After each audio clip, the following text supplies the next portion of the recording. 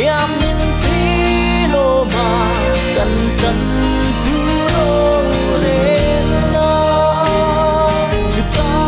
cần ngăn pa phát na lô na adai to ai lô pha in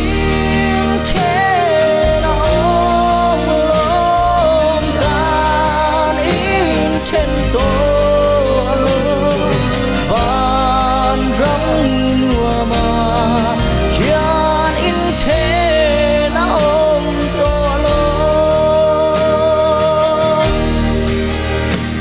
van rong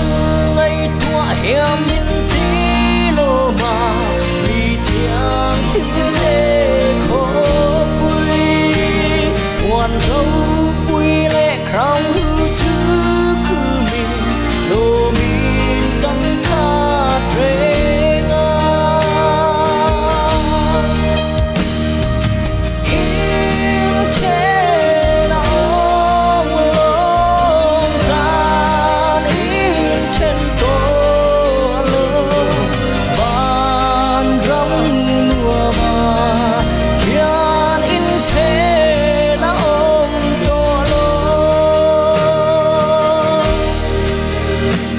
van rong